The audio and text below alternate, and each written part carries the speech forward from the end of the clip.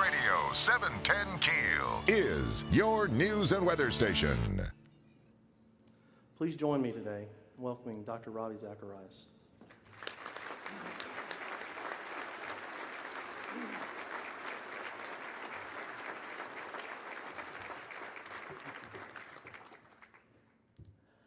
As soon as I open my mouth, you'll know that Charles Billingsley and I have been invited for different reasons. When I sing at home, it's only in the shower, and we, for a long time, had a Great Pyrenees 140-pounder, and even he would start howling, so I'd have to sing one less verse to keep the dog happy.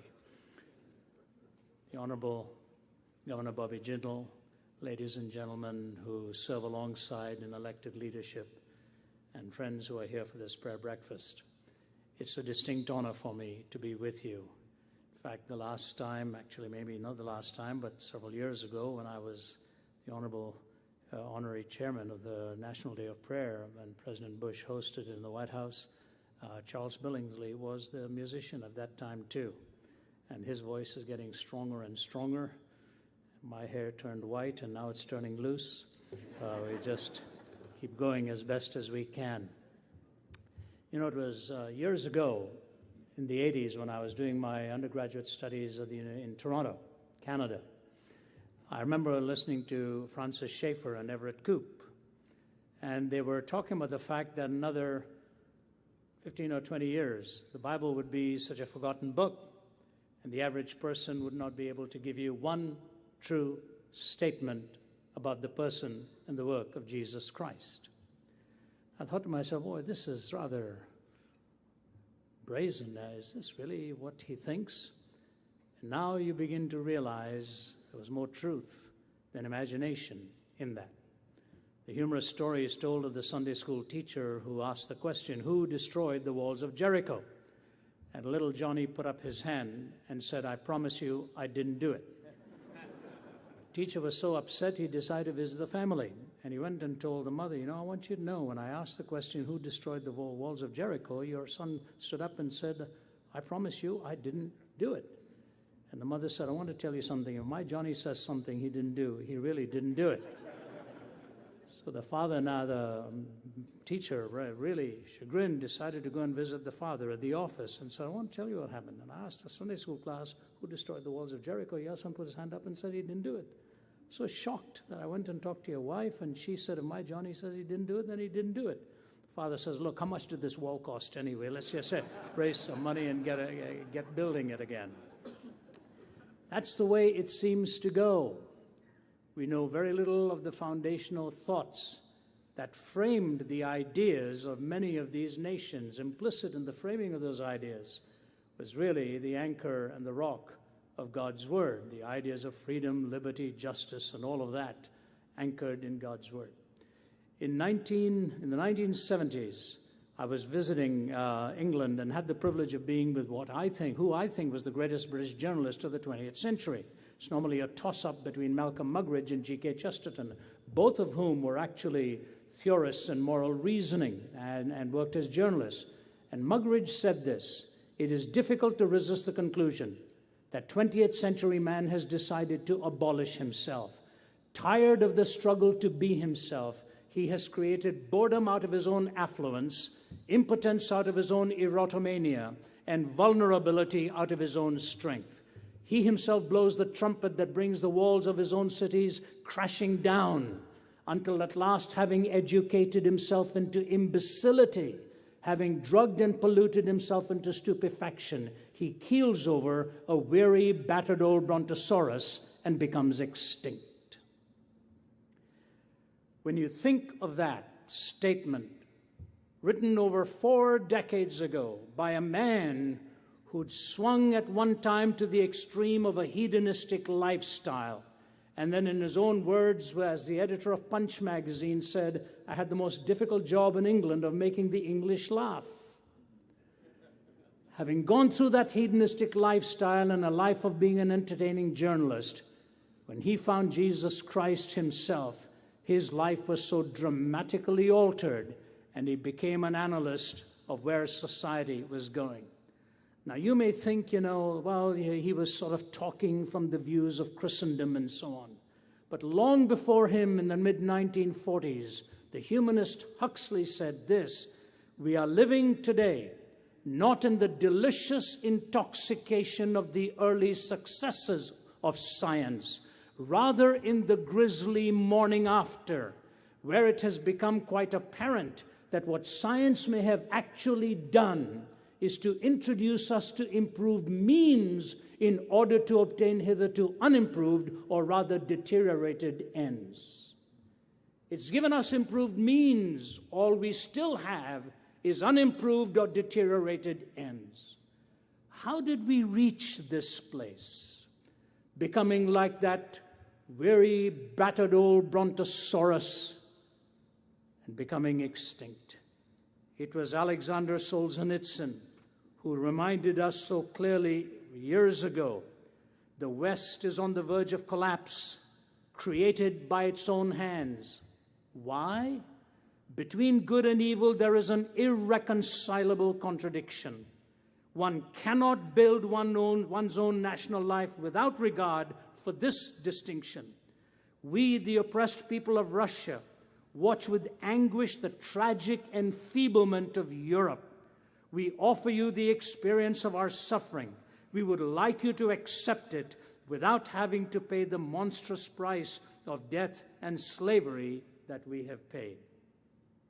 An incredible reminder of what happened in a nation where the last act of the man who ushered in the genocide in his country, Joseph Stalin, one-time seminary student who lost his way and avowed atheism, his last physical act, testified to by his own daughter Svetlana, was a clenched fist towards the heavens as he threw his head back on the pillow and was gone. And so that nation alone stands as a reminder of what happens to a people when they lose their way from the bedrock of foundational thinking that gives us the distinction between good and evil. There's an irreconcilable contradiction, like the points of a current. You cross them and you get electrocuted in the process. What is that foundation? How do we build on that? Some years ago, I was speaking at Ohio State, and as I was making my approach, the businessman taking me through Columbus, Ohio, was pointing out to a building that was called the first postmodern building, the Wexner Center for the Arts. I said, "What is a postmodern building? I know postmodernism is a philosophy. What is a postmodern building?" He said, "Well, the architect believed that since life itself had no meaning, why should our buildings have any meaning and purpose?" So he designed it sort of at a whim, rooms that had no shape to them, stairways that were going nowhere. And he did all this stuff just to prove a point of no truth, no meaning, no certainty, to express postmodernism in architectural form. So he said to me, "What do you think of this?" I said, "I have one question. Did he do the same thing with the foundation?" Was he given permission to build a foundation that was senseless and had no purpose whatsoever? See, the foundation on which we erect our buildings has everything to do with how the infrastructure and the superstructure will ultimately stand. And so I want to give to you, as quickly as I can, 4 foundational ideas that God has given to us in His Word. The first is that of eternity. He reminds us time and time again to take the eternal perspective and not to be trapped only into the moment, to take that eternal perspective. I was 20 years old when I moved to Canada. My father moved my older brother and me first to just check out the country and see whether the rest of them could come as well. So it was the latter part of the 60s then. And I remember in 1968, sitting down in our little townhouse in Toronto, Canada, and my father and mother had moved then too. We came back quickly after the Christmas Eve service, and we were going to watch something that had not been vouchsafed to any human eye before, as the American astronauts were going to go around the dark side of the moon. And as we sat there in just silence watching this, There they were going round the dark side of the moon, and they saw Earth rise over the horizon, draped in a beauteous mixture of blue and white, garlanded by the glistening light of the sun against the black void of space. Think of it, the awesomeness of that sight, tens of thousands of miles away, and in a totally unrehearsed response that just rose to the surface, the astronaut found no lyricist, found no poet, found no philosopher, no scientist who could express what was going on inside of him. The only thing he could turn to was the first words of Holy Writ, "In the beginning, God."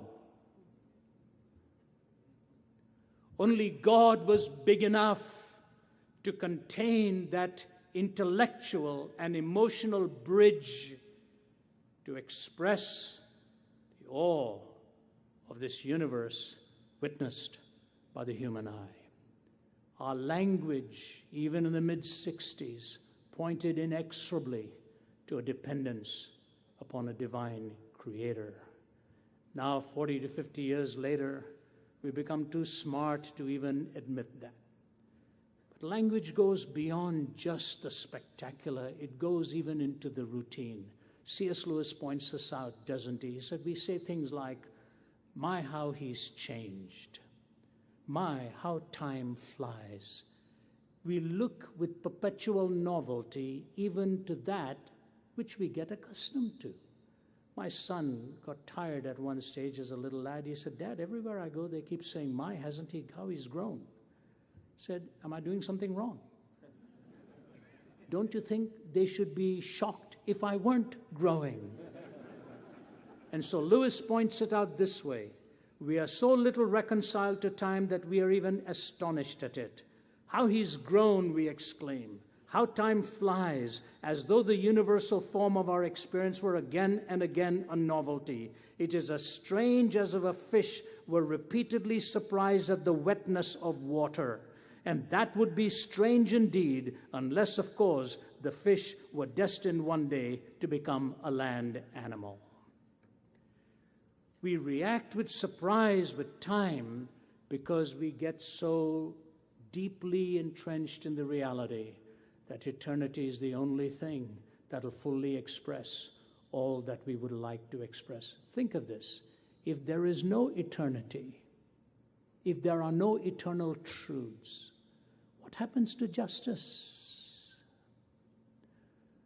What happens to a man who will eliminate millions of people and then clench his fist towards the heavens? Is it over? Is that the end? What happens to the judicial process where some shrewd argument can exonerate something rather heinous? Is there no eternal judge? Is there nothing eternally true? And so both in our hope personally and in our confidence that someday the balances will be set straight, we look to the eternal. I remember when I lost my mother, who was only in her 50s when she died, and she was one I needed all my life. If it weren't for her, I would never have made it. She was a very simple woman.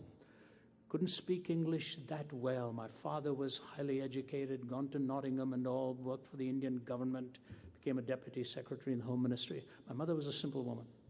My dad became a tough man, an angry man. For years and years and years, I was so bullied and exploited, and I didn't know I was going to make it. I would not have made it without her. And when she was laid to rest in her 50s, and my dad's life had so dramatically changed by then, and he himself had committed a life to Christ, he asked me if I would preach at her funeral. And I so struggled with it. But I thought to myself, when you lose somebody so desperately needed so soon, what if there's no hope? Nothing more beyond the grave. And I put on her gravestone the verse Jesus said, "Because I live, you also shall live." The very verse which I heard from her lips for the first time while I was on a bed of suicide at the age of 17. And those scriptures were given to me on the life that Jesus offers to you and to me It's an abundant life. It's an eternal life. It's both qualitative and temporally defined as eternal. Eternity. Secondly, morality. You see, eternity defines really our existence. But when we come to morality, we have to define our essence. Here's what I want to say to you. Society is governed by politics. Politics has to be rooted in law. Law has to be safely rooted in good moral reasoning. So moral reasoning is the soil. The laws are the roots. Political structure is the trunk. The branches are the outworking of all of this, and what holds those roots together must be the moral soil which holds those roots together. But when you think about it today, what does law really accomplish? We are about a nation trying to reconcile liberty with law, and it looks like liberty trumps law again and again and again, and anarchy tends to break out.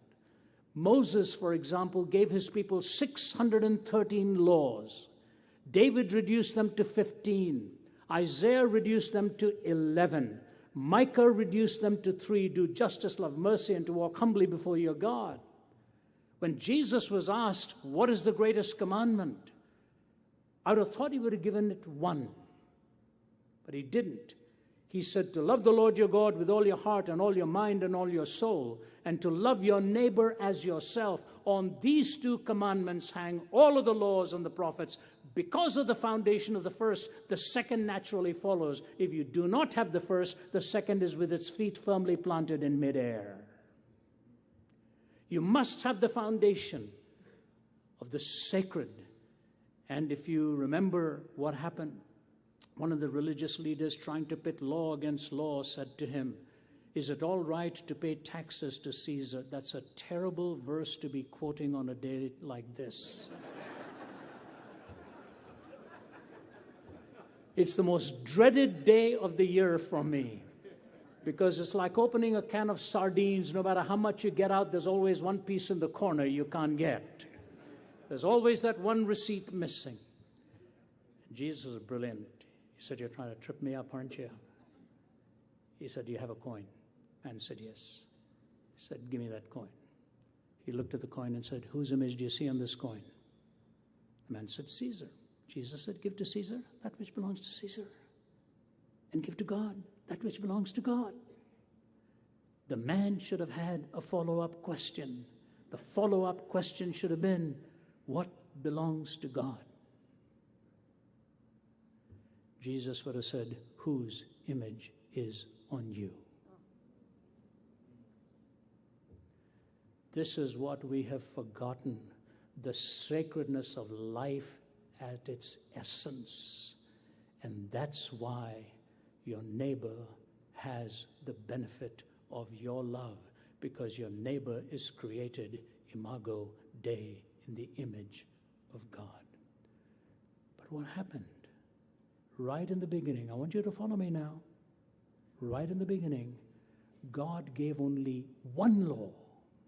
One law.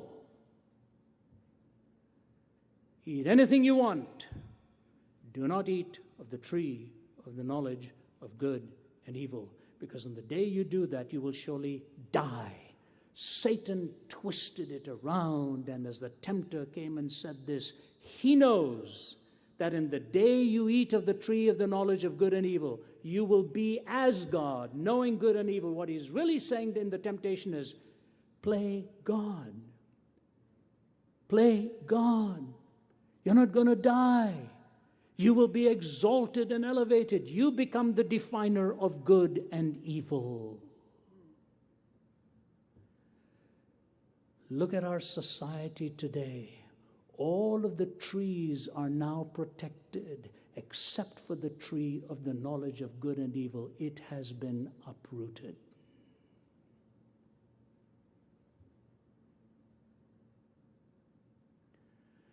Between good and evil is an irreconcilable contradiction. We break that at our own peril. I look back upon my 40 years in the West, and I mourn the loss of what I see happening. I mean it.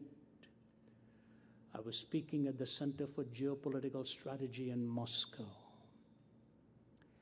and the chairman of the department was a General Kirshen, who invited me to speak there. They're all atheists. Sitting around the table, I just finished lecturing at the Lenin Military Academy. In the middle of my lecture, one guy was going this way. I'm not a masochist, but I've learned how to look in a different direction and keep speaking. And these boys were going after me. They were going after me, really going after me.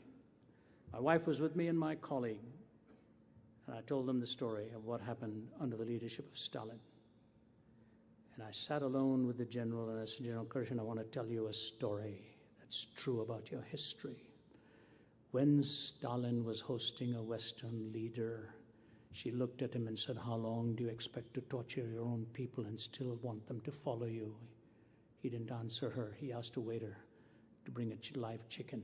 He took the live chicken, started defeathering that bird. As it tried to break free, he clutched it tighter and tighter, denuded it, put the chicken down on the floor, took a piece of bread and walked away, and the chicken hobbled over towards him. Stalin bent down with that bread in his hand, and the chicken started pecking away at the bread. He said, ma'am, do you have your answer? I have tortured this chicken. It will follow me for the rest of its life. People are like that chicken. You torture them, and they will follow you for food the rest of their lives. General Kirshen sat across the table from my wife and me, and the tears started to run down his face, and his lips started to quiver. I had the privilege of seeing that great military general give his life to Christ. And as I left, and he hugged me, and he said, I hope I see you again. We need these words. We need these reminders if history is going to learn from the mistakes of the past. Eternity, existence, morality, essence. Thirdly, we have the issue of conscience, accountability. What is accountability? You know, I live half of my life on the road. Actually, over 200 days on the road last year, this year. I'm not proud of it, but with the needs that are global, my wife has given me a blessing as my children now, and now we little ones. Yesterday, my 3.5-year-old grandson said, Papa, how are you going again? I thought you just came back. It's tough. But as I see what is going on and the lack of accountability that we see, we've lost this vertical dimension. And on the road, I spend half of my life alone. If I didn't learn to be accountable before God, all the seductions and allurements that are there can wipe you out. Doing a study with the Atlanta Braves once, and I spoke to them on the 3 principles that should govern your choices and pleasure. One of their highest paid players, they're supposed to go straight onto the field after that. He hung around. My travel associate knew this was going to be an emotional thing. He just stepped back a few paces. And this solid guy put his arm around me. I have 2 titanium rods in my back with 2 surgeries. I thought I was going to be broken. And then he wept on my shoulder. He said, I have more money than I ever had, but I have less things of value now in my life than I've ever had before. I wish I'd applied these principles of pleasure earlier on. I've ruined my family and my future, Ravi. It's exactly what he said to me. Accountability. And you know what? The Christian message is the only message that tells you how that deep-seated wrongness can be righted. I just want to give you a very simple thought and move to my final one. I had the privilege with the former Archbishop of Canterbury to be visiting Israel and talking to both sides. And there was such intensity. I walk away from there feeling exhausted. On the last day, we spent time with Sheikh Talal, one of the 4 founders of Hamas. Solidly built guy, had spent many years in prison. And smoke-filled room, we're pleading with them to lay down arms and come and talk and so on. And finally, the Archbishop, who was the lead voice, gave the rest of us, 5 of us, a chance to ask him one question. So it was a private meeting, so I will not tell you what my question was. I didn't like his answer. And I said, Sheikh, I really don't like your answer. And you and I may never see each other again. But I want to say to you this. Not far from here is a little mount. 5,000 years ago, a man by the name of Abraham went up that mountain to offer his son and express his faith in God. And you remember that story? He said, yes. I said, please, let's not argue which son it was. Let's just agree it was his son. So he takes his son up. And as the axe is about to come down, God stops that arm. He said, that's right. I said, what did God say? He shrugged his shoulders. I said, God said, stop. I myself will provide. Sheikh said, that's right. I said, Sheikh, we are sitting here in Ramallah. Very close to where you and I are seated is a hill called Calvary. 2,000 years ago, God took his own son up that hill, and this time the arm did not stop. The axe did not stop. The arm did not stop that axe. And he was staring at me. I said, until you and I receive the son God has provided, we'll be offering our own sons and daughters on the battlefields of this world for position and land and power and prestige.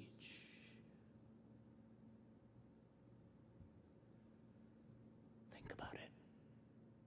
Think about it. You see why? The problem is not out there. The problem is in here, in your heart and mine. And the Archbishop looked and said, I guess we better be going now. Such silence. I figured, brother, I've blown this one. As we were going down the steps, the Archbishop puts his arm around me and says, Ravi, that was of God. I said, I sure hope so. We walked out, and the Archbishop being the guest of honor, we were all getting into our cars, but I heard feet running behind me. It was Sheikh Talal. He twirled me around, and he kissed me on both sides of the face. He said, Mr. Zacharias, you're a good man. I hope someday I see you again. The worst effect of sin is not manifested in pain and suffering and bodily defacement, but in the discrowned faculties, the unworthy loves, the low ideals, the brutalized and the enslaved spirit. Not in bodily suffering, but in the discrowned faculties, the unworthy loves, the low ideals, the brutalized and enslaved spirit. A few short years ago, I had the privilege of speaking at your Angola prison. What an experience. What an incredible experience. Walking past the cells in death row, shaking hands with them, sitting in the ante-room and so on. I was given the privilege of speaking in different settings and finally a plenary session. And as I was finishing my talk and the session was over, I asked the leader who amongst the prisoners who led in worship and music. I looked at one of them who led and I put my arm around him. I said, are you here for life? He said, yes, sir. I said, please tell me how you cope with it on the inside. May I ask you that? He said, sir, if you knew why I am here, you probably would not ask that question, because coming here and finding Jesus Christ now, for the first time in my life, I am totally free. I used to be in chains out there with evil. I am now totally free. Pray for my parents who are outside and think they are free when actually they're the ones in chains. True liberty is when the inclination of your heart is changed to honor God and to do His will and find the enabling strength to live for the eternal purposes for which He has made you and me. That's why Augustine said, you've made us for yourself, and our hearts are restless until they find their rest in Thee. Eternity, existence. Morality, essence. Accountability, conscience. And finally, charity, beneficence. You have to learn, as I have to learn, how we must love one another even within our disagreements, and not to demonize each other in the process. Ideas can be wrong-headed, but we must have to have a charitable heart even with people whom we disagree with. And society is in that quagmire right now. We're literally, by changing the metaphor, in the quicksand of sinking values. And I just say this, the answer, I believe, in Christ is twofold. Number one is this. You see, he tells you and me the answer is really not in morality. Jesus Christ didn't come into this world to make bad people good. He came to make dead people live. The good can be as lost as the bad. It is the heart that needs to be transformed. That is a unique message to the gospel. And the most unique aspect of it is this. You will never find this anywhere else. It is the uniqueness of what my brother Charles sang about. God so loved the world that he gave his only begotten Son, that whosoever believes in him should not perish but have everlasting life. You see, in English we are beggared by the use of the word love. It's only one word. I love my wife, I love my children, I love my car, I love Indian food, I love all this stuff, you know. In the Greek language there were four. Agape, the love of God. Phileo, brotherly or friendship love. Storge, parental or protective love. Eros, romantic love. Agape, phileo, storge, eros. The last three have to be anchored into the first.